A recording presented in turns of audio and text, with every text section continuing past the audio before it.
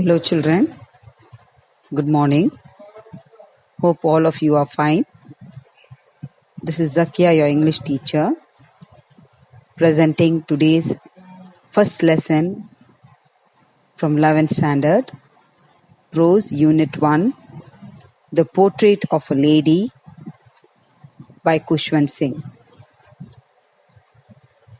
So you see the title, The Portrait of a Lady. The title is aptly related to the lesson, The Portrait of a Lady, because the author Khushwant Singh intended it to be a character sketch of his grandmother. Portrait is a word play on the character sketch, and the grandmother has numerous ladylike qualities like kindness, friendship, selflessness, acceptance, hence the title, The Portrait of a Lady. Now let me give you the introduction about the Khushwant Singh. Khushwant Singh was an Indian novelist, lawyer, journalist, and a politician. He studied law at St. Stephen's College, Delhi, and King's College, London. He joined the Indian Foreign Service in 1947. As a writer, he is best known for his keen secularism, sarcasm, and love for poetry. He was awarded with Padma Bhushan in 1974 and Padma Vibhushan in 2007 and Sahitya Akademi Fellowship in 2010. So he wrote so many books like Mark of Vishnu, The History of Sikhs, The Train to Pakistan, and so on. Now let me give you the introduction of the lesson. This lesson, The Portrait of a Lady,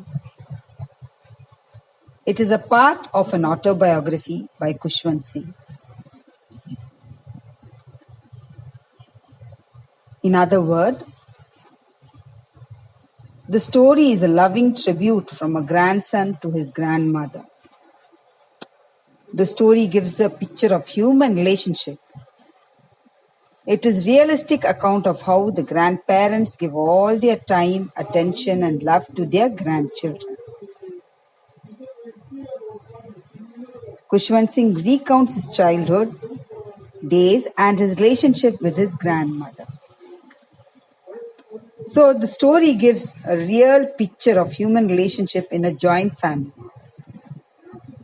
Here we come to know he describes how he had spent his childhood days with his grandmother in a village. He also describes the change that came in the relationship in the city. And ultimately, he described the moving scene of her death. So now let us go to the lesson.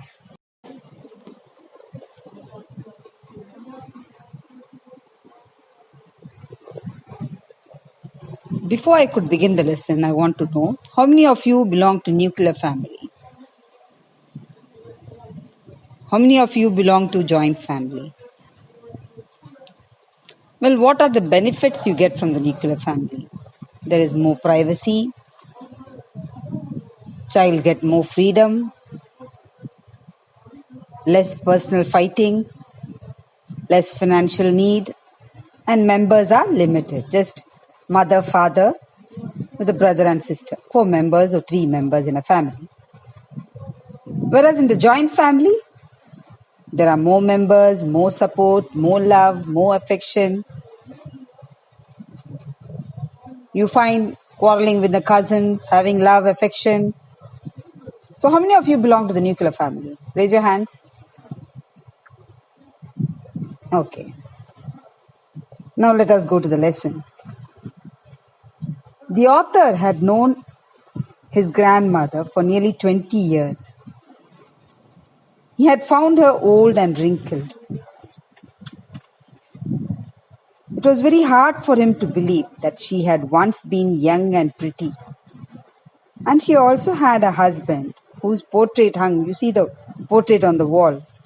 He wore a turban with loose clothes, with long beard, looked at least 100 years old.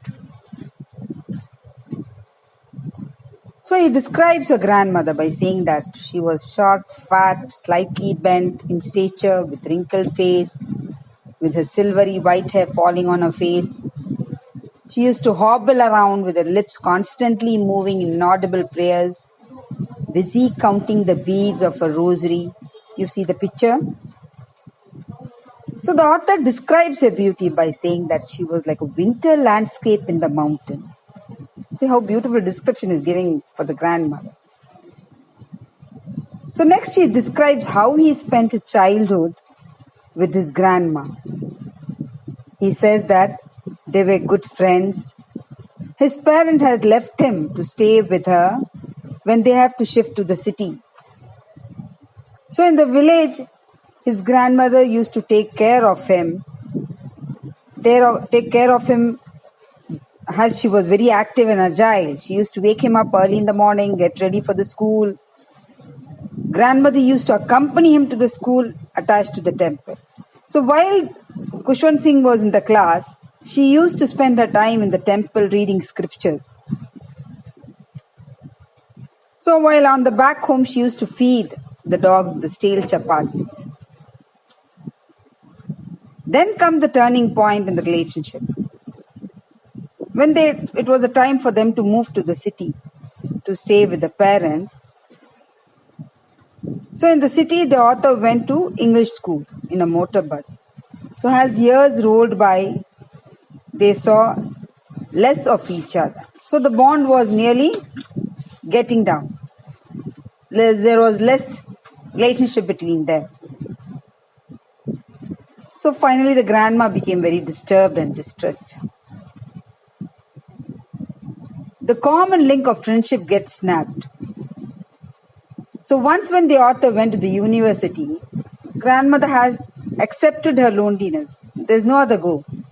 She spent her time spinning the wheel, reciting the prayers in the afternoon. She used to relax and feed the sparrows with the breadcrumbs. Sometimes the birds used to perch on her shoulder and head. You can see the picture. It was the happiest hour of the day, and that is how she used to spend in his absence. So later on, when the author left for higher studies, she showed no emotion because she doesn't want to be a barrier between them. She doesn't want to stop him from studies. Silently, she kissed him on his forehead. Later, grandmother celebrates the author's return, and finally, she falls sick. She ignored everyone's protest and started counting the beads in her rosary. While praying, she died peacefully. You know one thing, the strange sight was that to mourn her death, a lot of sparrows had surrounded her. The grandmother's body. They were all silent when the author's mother offered the sparrows some bread. They refused to eat and quietly flew away after the grandmother's body was carried away for the last rites. So this was the bond between the Khushwant Singh and his grandmother. So what is the moral you get from this lesson? The lesson is full of love. Emotion is experienced not only by human beings but by animals and birds too. You can see the innocence, friendship, kindness, selflessness and respect, acceptance, everything from the grandmother. So now once when you read the lesson, you will be able to understand.